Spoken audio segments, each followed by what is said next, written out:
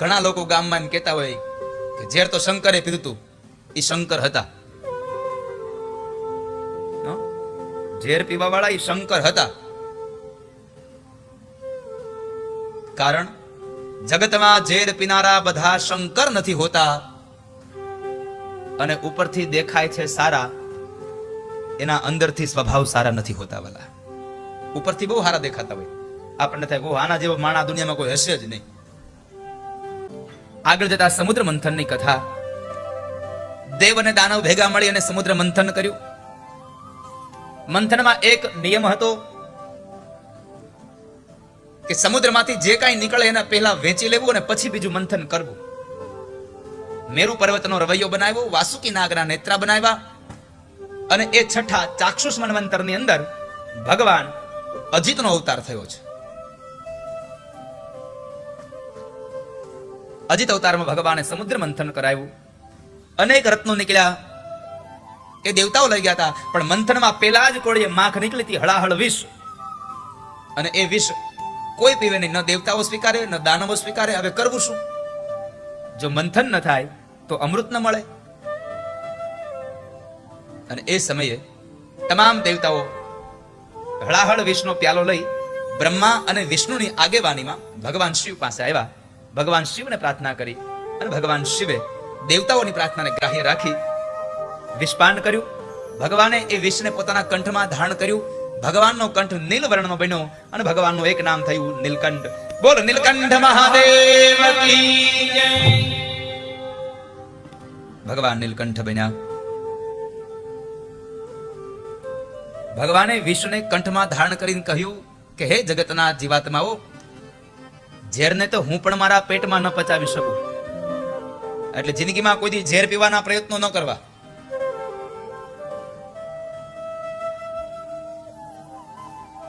બીજી વાત મારા સંદર્ભમાં એવી છે, ભગવાને વિષને કંઠમાં રાખ્યું તો આપણી અંદર રહેલા ખરાબ શબ્દો રૂપી વિષ હંમેશના માટે કંઠમાં રાખો, એને બહાર ના આવવા દો. ભગવાને સંકેત કર્યો છે, એને બહાર ના આવવા દો, એને કંઠમાં રાખો. કારણ કે અવાજ તો કંઠમાંથી જ નીકળે ને, કંઠમાં. તો વિષ રૂપી શબ્દો બહાર ના આવવા દો, કંઠમાં રાખશો. અને બીજી વાત, ઘણા લોકો ગામમાં એમ કહેતા હોય કે ઝેર તો શંકરે પીધું હતું, એ શંકર હતા. ઝેર પીવા વાળા એ શંકર હતા. કારણ જગતમાં ઝેર પીનારા બધા શંકર નથી હોતા, અને ઉપરથી દેખાય છે સારા, એના અંદરથી સ્વભાવ સારા નથી હોતા. વાલા ઉપરથી બહુ સારા દેખાતા હોય, આપણને થાય બહુ આના જેવો માણા દુનિયામાં કોઈ હશે જ નહીં.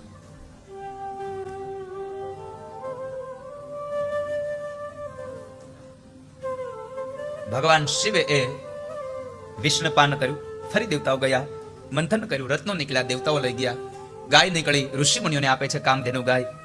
ઐરાવત હાથી ઇન્દ્ર લઈ જાય છે. લક્ષ્મીજી નીકળ્યા, સ્વયંવર થયું, ભગવાન વિષ્ણુને પરિણ્યા છે. ફરી વાર મંથન થયું, મદિરા નીકળ્યો, દાનવોને આપ્યો. આ વાત ઉપરથી મારે આપણે એટલું જ કહેવું છે કે ઘણા લોકો એમ કે સતયુગ, ત્રેતા અને દ્વાપર યુગમાં રાક્ષસો દાનવો હતા, તો શું કળયુગમાં નથી એમ માનો છો? કઈ રાક્ષસોના માથા પર શિંગડા હોય, એને 2-4 હાથ વધારે આપ્યા હોય, એવું નથી હોતું. માણસ સ્વભાવથી જ દેવ બને છે અને માણસ સ્વભાવથી જ દાનવ બને છે. વાલા સમુદ્ર મંથનમાં જેટલું પણ મદિરા નીકળ્યો, દારૂ નીકળ્યો, એ બધું દાનવો પી ગયા. તો તમને લાગે છે કે હજી આ કળયુગમાં દાનવ નથી? મદિરા પીવે એ દાનવ.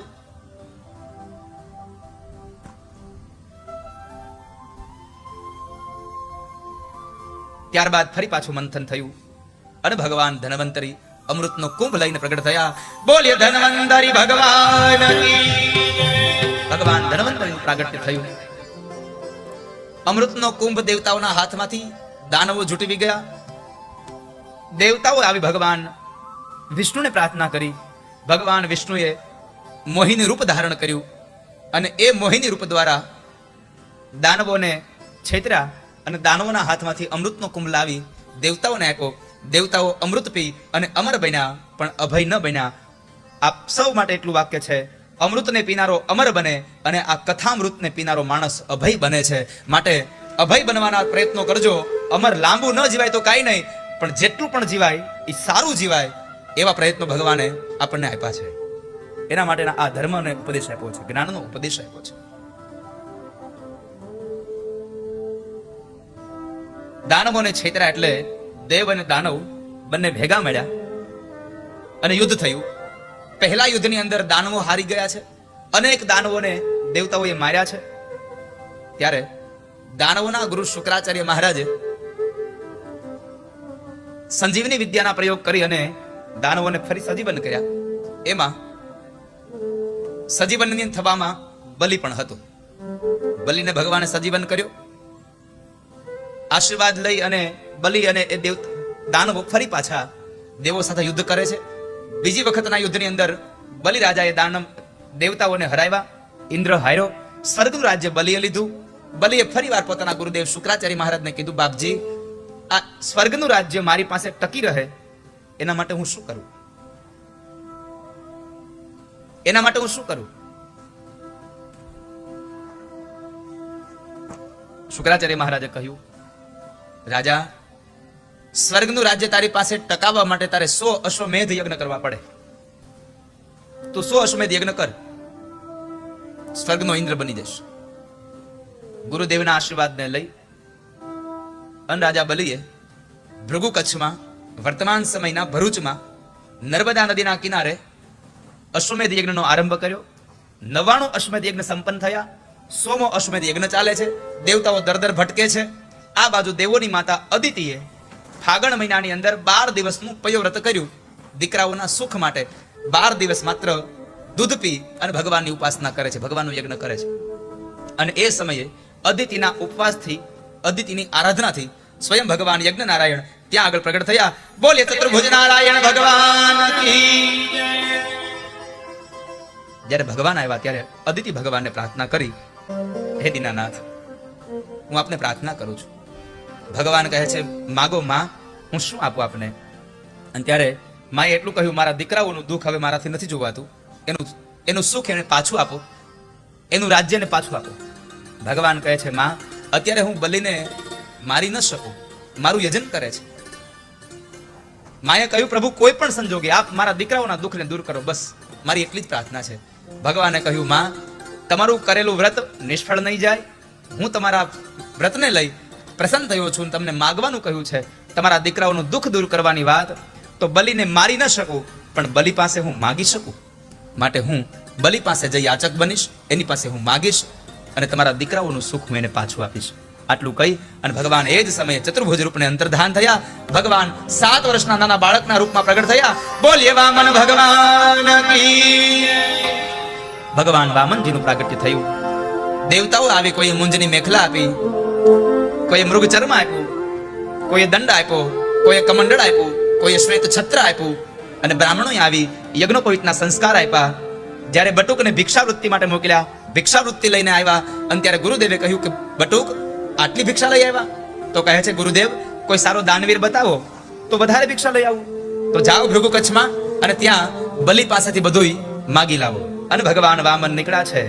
વિષ્ણુ વામન થઈ ચાલ્યા રે, મટાડવા બીજો ઇન્દ્ર મારા વાલા, મટાડવા બીજો ઇન્દ્ર મારા વાલા. બીજો ઇન્દ્ર મટાડવો છે એટલા માટે થઈ અને ભગવાન વામન બનીને આવ્યા છે. ભગવાન વામન બલિરાજા પાસે આવે છે. બલિરાજાએ ભગવાનનું સ્વાગત કર્યું અને ત્યારબાદ ભગવાનના ચરણાબિંદને પખાડ્યા અને ભગવાનને કહ્યું, પ્રભુ, ભૂદેવ, માગો, હું શું આપું આપને?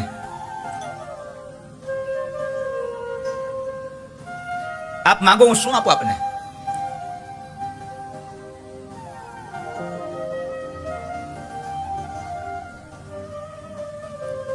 ભગવાન કહે છે, રાજા, મારે કશું ન જોઈએ, કઈ ન જોઈએ.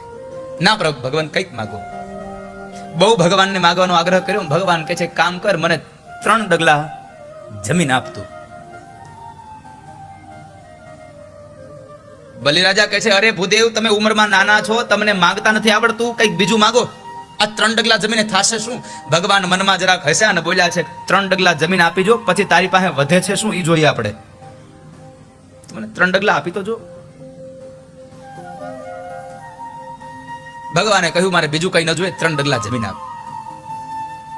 બલિરાજા કહે છે, ભાઈ 3 ડગલા જમીન આપી. શુક્રાચાર્ય મહારાજે આ બધી જ લીલાઓને જોઈ પોતાના યોગ બળે બલિને બોલાવીને કીધું, બલિ, આને કઈ આપતો નહીં. અરે બાપજી, તમે જ તો મને શીખડાયું છે કે તારા આંગણે આવેલો કોઈ પણ યાચક ખાલી હાથ જવો ન જોઈએ, અને આજ તમે મને ના પાડો છો. મેં 3 ડગલા જમીન આપવાની વાત કરી છે અને દાન આપવાની જાહેરાત કરાવી, દાન આપવાની વાત કરી, અને જો દાન આપું નહીં ને તો રવરવ નામનું નરક પણ મને સાચવે નહીં. અરે પણ બલિ, તું સાંભળ, આ તને છેતરવા આવ્યો છે, આ કોઈ બીજો નથી. વૈકુંઠ વાળો વિષ્ણુ આવ્યો છે છેતરવા. 3 ડગલા જમીનમાં બધું લઈ જશે. અને ત્યારે બલિએ બહુ સુંદર વાક્ય કહ્યું, બાપજી, તો હવે મને 3 ડગલા જમીન આપવા જ દો, કારણ આજ સુધી મારા આંગણે કોઈ પણ આવ્યા ને યાચક, તો સામાન્ય યાચક હશે, ભિક્ષુક હશે, પણ આ 3 લોકનો અધિપતિ જો મારી પાસે માંગવા આવતો હોય તો હવે આના જેવો ભિખારી દુનિયામાં મળે ક્યાં? મને આપવા દો એમને. બલિરાજાએ ભગવાનને કીધું, બાપજી, આપ 3 ડગલા જમીન લઈ લ્યો. ભગવાન કહે છે, બલિ, એમને ન લેવાય, સંકલ્પ કરવો પડે. તમારા ગુરુદેવને કયો સંકલ્પ કરાવે. ગુરુદેવને કહ્યું, ગુરુદેવે સંકલ્પ ન કરાવ્યો, ક્રોધે ભરાયા કે મારી વાત માનતો નથી, તું તારી સંપદાથી વિહોણો થઈશ, જા. એ સમયે બલિરાજાએ ભગવાનને કીધું, પ્રભુ, ગુરુદેવ જરા ક્રોધે ભરાયા છે, તમે બ્રાહ્મણ છો, તમે સંકલ્પ કરાવો મને, તમે જ મને સંકલ્પ કરાવો. અને એ સમયે ભગવાને કમંડળ લીધું, પાણી આપવા જાય ત્યાં કમંડળની એ નાળચામાં શુક્રાચાર્ય મહારાજ બેસી ગયા. ભગવાન સમજી ગયા કે આ તો શુક્રાચાર્યનું કર્મ છે. ભગવાને એક સળી લીધી અને બલિને કીધું, બલિ, આ નાળચામાં કચરો આવ્યો છે અને કચરો જરાક મોટો છે, કાઢવો પડશે બારો. ભગવાને સળી ભરાવી શુક્રાચાર્ય મહારાજની એક આંખ ફોડી નાખી. શુક્રાચાર્ય સીધા બહાર કે જો હવે ઉભો રહ્યો તો હમણાં બીજી હોતે ગઈ. સીધા જ બહાર. ભગવાને જળ આપ્યું, સંકલ્પ કરાવ્યો. બલિએ કહ્યું, બાપજી, મેં તમને 3 ડગલા જમીન આપી અને આટલું કંઈ જળ નીચે મૂકે ન મૂકે એમના પેલા ભગવાન વામનમાંથી વિરાટ થયા. બોલીએ વિરાટ નારાયણ ભગવાન કી. ભગવાન વિરાટ થયા. એક ડગલામાં સ્વર્ગલોકમાં આપ્યું, બીજા ડગલામાં આ પૃથ્વીલોકને આપ્યું. બલિ તો ભગવાન પાસે 2 હાથ જોડીને બેસી ગયો. ભગવાને કહ્યું, બલિ, તારો 3 ડગલાનો સંકલ્પ છે, મને બતાવ, મારું 3જું પગ ક્યાં મૂકું? બલિ કહે છે, બાપજી, તમે તો મારું બધું લઈ લીધું, હું શું કહું આપને? ભગવાન કહે છે, જો સંકલ્પ અધૂરો રાખીશ તો નરકનો અધિકારી બનીશ. બતાવ મને, ક્યાં રાખું જગ્યા, મને બતાવ. અને ત્યારે બલિએ એટલું કહ્યું, બાપજી, તમે મારું બધું ભલે લઈ લીધું, પણ હજી હું કોઈનો થયો નથી. એક કામ કરો, તમારું 3જું પગ મારા માથા ઉપર પધરાવો અને મને 3 ડગલા જમીનના સંકલ્પમાંથી મુક્ત કરી દો, બાપજી. ભગવાને 3જું ચરણ બલિના મસ્તક ઉપર પધરાવ્યું અને 3 ડગલા જમીનના સંકલ્પમાંથી ભગવાને મુક્ત કર્યો. બલિને પાતાળમાં ઉતાર્યો. પાતાળનું રાજ્ય ભગવાને બલિને આપ્યું. અને આ ભક્તિથી ભગવાન રાજી થયા. ભગવાન કહે છે, માંગ બલિ, શું આપું? અને બલિ કામ કરી ગયો. બલિ કહે છે, પ્રભુ, તમે આપવા માંગતા હોય તો એટલું જ માંગુ છું કે જે પાતાળનું રાજ્ય તમે મને આપ્યું એ જ પાતાળના મારા રાજ્યના તમે મારા દ્વારપાળ બનો અને મારી રક્ષા કરો. ભગવાનને 6 મહિના દ્વારપાળ બનાવીને રાખ્યા. માણસને માંગતા આવડવું જોઈએ વાલા. આપણને માંગતા ન આવડે ક્યારેક. 6 મહિના પછી લક્ષ્મીજી આવી અને બલિરાજાને હાથે રાખડી બાંધી અને રાખડીના બદલામાં જ્યારે ભાઈ એમ કહે છે, બેન માંગ, શું આપું? ત્યારે ભગવાનને છોડાવ્યા, મને આ તારા દ્વારપાળ આપી દે. અરે બેન, માગ્યા ને દ્વારપાળ માગ્યા. લક્ષ્મીજી કહે છે, તારા માટે દ્વારપાળ છે, મારા તો પતિ પરમેશ્વર છે, મને તો આપી દે. ભગવાન તઈ છૂટ્યા ત્યાંથી. પણ જતા જતા ભગવાને ફરી પાછું વાક્ય બલિને કહ્યું, બલિ, માગ, હું શું આપું તને? અને ત્યારે બલિએ એટલું જ કહ્યું, ભગવાન આપવા માંગતા હોય તો મારી એક જ ઈચ્છા છે, ભગવાન, બીજું કઈ ન જોઈએ, બસ મારે એક જ વસ્તુ જોઈએ છે કે આપ મને આપના ચરણારવિંદમાં પ્રેમ આવો ને આવો રખાવો.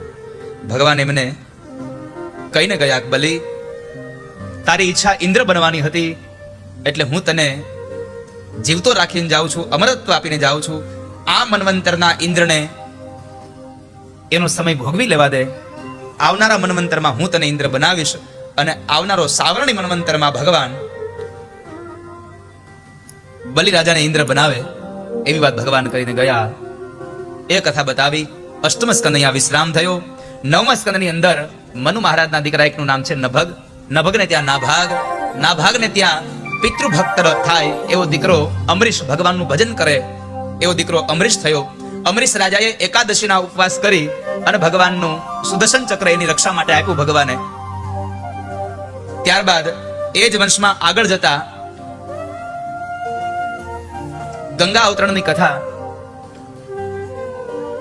રાજા ભગીરથે 60,000 સગર પુત્રોના ઉદ્ધાર માટે માં ભગીરથીનું આહવાન કર્યું અને આ ધરતી ઉપર માં ભગીરથી ગંગાને લઈને આવ્યા અને એ ગંગાના જળ થકી 60,000 સગર પુત્રોનો ઉદ્ધાર થયો.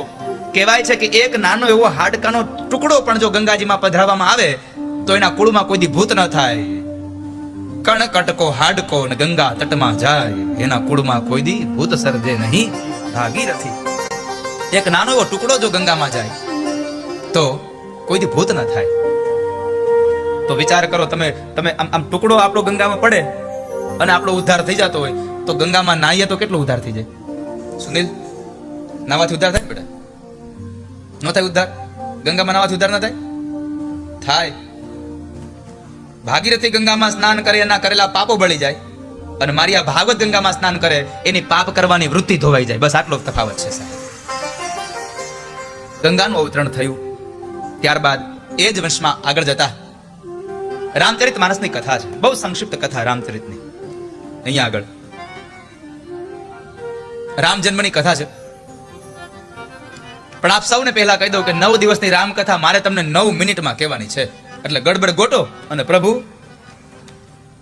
અને મને ખબર છે કે તમને બધાને રામાયણ મોઢે છે અને તમને બધાને રામાયણ આવડે જ છે. તમે સમજો છો એ રામાયણ નથી કહેતો, નથી કહેતા. તમે તો રામાયણ કરી અહીંયા. હવે એને રામાયણ કરી હોત તો આ રામાયણ ન થાય. ઘણા લોકોની કેટલી અંધશ્રદ્ધા હશે કે લોકો એમ કહે કે 6 મહિના કરતા વધારે રામાયણનો ગ્રંથ જો ઘરમાં રાખીને તો ઘરમાં રામાયણ થાય. અરે મૂર્ખા, તું રામાયણને વાંચ.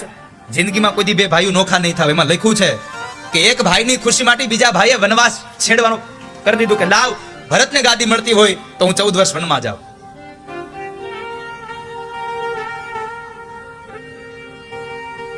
રામાયણને વાંચી હશે તો જિંદગીમાં કોઈ દી સાસુ અને વહુની વચ્ચે ડખો નહીં થાય. કારણ મોટા ભાઈની સેવા માટે જ્યારે લક્ષ્મણજી એની માં સુમિત્રા પાસે જાય છે અને કહ્યું કે માં, હું રામજી વનમાં જાય છે એની સાથે જાઉં, મોટા ભાઈ સાથે જાઉં એની સેવા માટે. અને ત્યારે સુમિત્રાએ કીધું કે આજ મને ધન્ય બની કે હું દીકરા, અને હું આજ માં બની ધન્ય થઈ કે લક્ષ્મણ જેવો દીકરો મને મળ્યો કે જેને પોતાના મોટા ભાઈના ચરણારવિંદમાં આટલો પ્રેમ જાગ્યો છે.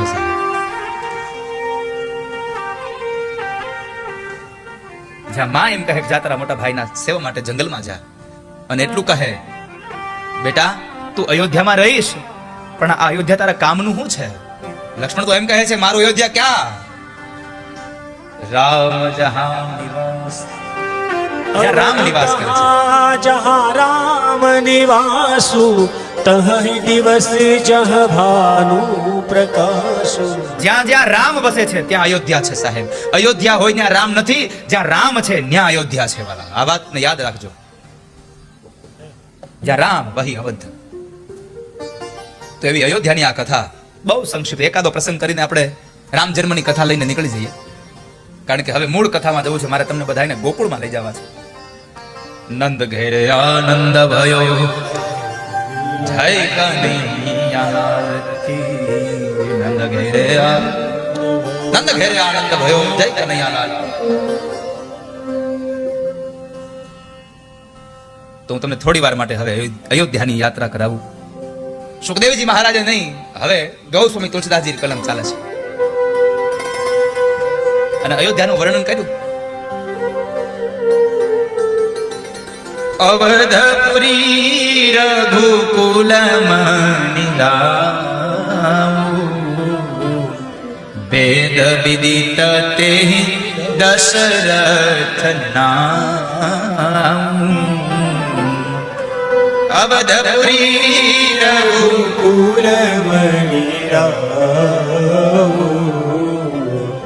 વેદ વિદિત તેહિ દશરથ નામ ધર્મ ધુરંધર ગુણનિધિ જ્ઞાની હૃદય ભગતિ મતિ સારંગ પાની ધર્મ ગુણનિધિ જ્ઞાની હૃદય ભગતિ મતિ સારંગ પાની અયોધ્યાના રાજા દશરથ જેની મતિમાં સારંગ પાણી એટલે કે ભગવાનનું નામ ભર્યું છે, હૃદયમાં ભક્તિ ભરી છે, એવા રઘુકુળ ભૂષણ મહારાજ દશરથ એને ત્રણ રાણીઓ છે. કૌશલ્યા નારી પ્રિય સબ આચરણ પુનીત પતિ અનુકૂળ પ્રેમ દ્રઢ હરિપદ કમલ બિનીત. જેને પોતાના પતિના પગની સેવાઓમાં એની સેવામાં તત્પર છે એવી પ્રેમ દ્રઢ નારી એટલે કૌશલ્યા. અને બીજી બે પત્નીઓ કૌશલ્યા, કૈકેયી અને સુમિત્રા, આ ત્રણ રાણીઓ છે. કૌશલ્યા એ ધર્મપત્ની, કૈકેયી અને સુમિત્રા બેઉ ભોગપત્ની છે. ઘણો સમય વ્યતીત થઈ ગયો, વૃદ્ધાવસ્થાની તૈયારીઓ થઈ ગઈ અને એમાં એક વખતના સમય મહારાજ દશરથ અયોધ્યાની રાજગાદી પર બેઠા છે. બધી જ વાતના સુખ છે, પણ એમણે એક વિચાર એના મનમાં ડંખે છે કે શું મારા મૃત્યુ પછી અમારી અયોધ્યાની ગાદી અહીંયા ઉભી રહી જશે? અહીંયા કોઈ રાજા નહીં આવે? મારે દીકરો નહીં જન્મે?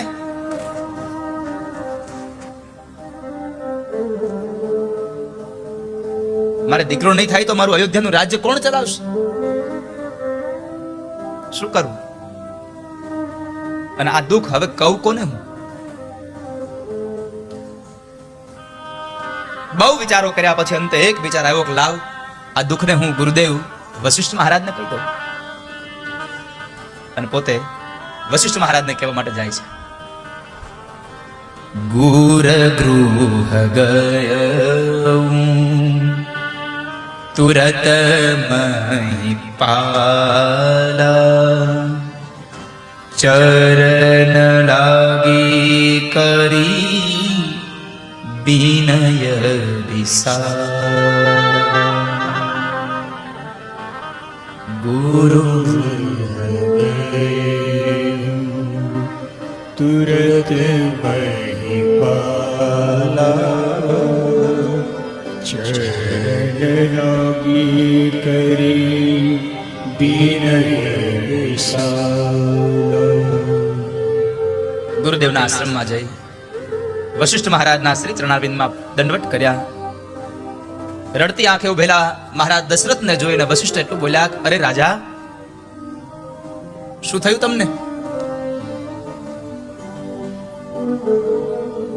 કેમ દુખી થયા છો? બે હાથ જોડીને પ્રાર્થના કરી કહે છે, બાપજી,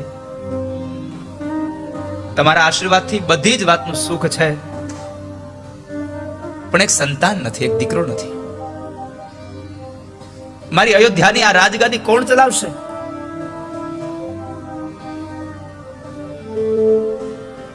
અને વશિષ્ઠ મહારાજે કહ્યું, ધર ધીર હોઈ સુતચારી ત્રિભુવન વિદિત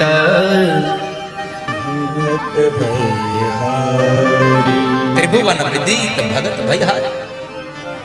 રાજા, ચિંતા ન કરશો, તમારે ત્યાં એક નહીં 4 દીકરાઓના જન્મ થશે, અને એ પણ સામાન્ય નહીં, તમારા કુળની કીર્તિને વધારે એવા 4 દીકરાઓ થશે. 4 દીકરાઓ થશે. ત્રિભુવન વિદિત ભગત ભયહારી. ત્રિભુવન વિદિત ભગત ભયહારી. પણ તમારા પુત્ર પ્રાપ્તિ માટે તમે પુત્રેષ્ઠ યજ્ઞ કરાવો. અને પુત્ર કામેષ્ઠ યજ્ઞ કરાવવાની વાત ગુરુદેવ આપ જે કહો તે કરાવો. ગુરુદેવ પાસેથી શુભ મુહૂર્ત લીધું, શૃંગી ઋષિને બોલાવ્યા, વશિષ્ઠને બોલાવ્યા, યજ્ઞનો દિવસ આવ્યો. તમામ સામગ્રીઓને સાથે લઈ અને રાજા દશરથ યજ્ઞ કરાવે. બ્રાહ્મણો વેદ મંત્રોના ઘોષ કરે અને એક પછી એક આહુતિ દેવાય. ભાવ સહિત મુનિ આહુતિ દિન હે. પ્રગટે અગ્નિ કરી કરી જયરામભાઈ અવાજ બોલો. જયરામભાઈ અવાજ બોલો. પ્રગટે અગ્નિ શરૂ કરી. જ્યારે યજ્ઞનું બીડું હોમાતું હતું ત્યારે સ્વયં ભગવાન યજ્ઞનારાયણ પ્રગટ થયા. પ્રસાદનું એક પાત્ર વશિષ્ઠ મહારાજને આપ્યું. વશિષ્ઠ મહારાજે દશરથને આપ્યું. દશરથે પોતાના પત્ની કૌશલ્યાને આપ્યું. અને કૌશલ્યા, કૈકેયી અને સુમિત્રા આ ત્રણેય રાણીઓ ભેગા મળી ભગવાનનો પ્રસાદ લીધો. અને જેવો પ્રસાદ લીધો અને એ જ સમયે પ્રસાદ ગર્ભમાં ગયો અને ભગવાનના કંઈક અંશો ભગવાનના ગર્ભની અંદર આવ્યા હોય એવી